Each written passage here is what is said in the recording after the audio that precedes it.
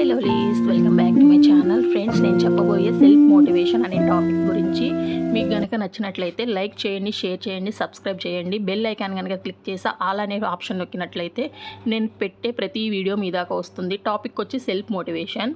Self motivation అనేది మనం ఎలా చేసుకోవాలనేది చూద్దాం. నిరాశను అధిగమించడానికి చాలా ప్రభావవంతమైన మార్గాలు ఉన్నాయి. ఎవరు ఎన్ని చెప్పినా సెల్ఫ్ మోటివేషన్ చాలా అవసరం. మీకు మీరే సెల్ఫ్ మోటివేట్ ఎలా చేసుకోవాలో చూద్దాం. ఏదైనా సాధించాలనుకుంటే మిమ్మల్ని మీరే మోటివేట్ చేసుకోవాలి.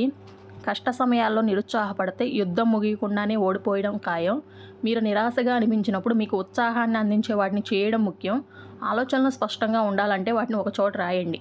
అలా చేస్తే మీ నిర్ణయాల్లో కూడా స్పష్టత వస్తుంది. సెల్ఫ్ మోటివేషన్ పొందేవారికి ఇతరుల అవసరం తక్కువగా ఉంటుంది. కాబట్టి ఒంటరిగా నడవండి. మీతో మీరే మాట్లాడుకోండి. నెగిటివ్ ఆలోచనలు తగ్గించుకోండి.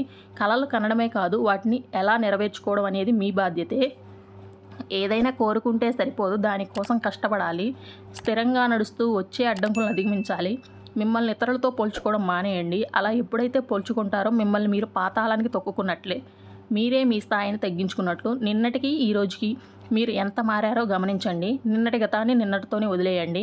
ఈరోజు కొత్తగా జీవితాన్ని ప్రారంభించండి. గతం ఎంత చేదుగా ఉన్నా కూడా ఈరోజు మీకోసం ఎదురు చూస్తూనే ఉంటుంది. భవిష్యత్తు కూడా మీకోసం ఆశగా ఉంటుంది.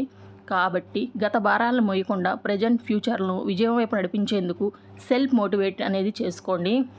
మనకు వచ్చిన ప్రాబ్లమ్స్ కానీ, ఏదైనా సమస్యలు కానీ ఎవ్వరికీ చెప్పుకోవద్దు. చెప్పుకోవడం వల్ల మనమే చులకనవుతాం కానీ దానివల్ల ఏం ఉపయోగం ఉండదు. సో మనమే ఏ పని అయినా స్టార్ట్ చేసే ముందు సెల్ఫ్ మోటివేట్ చేసుకొని ఎండ్ చేయండి. మనదే జయం అవుతుంది. Thank you for watching. Subscribe for more videos.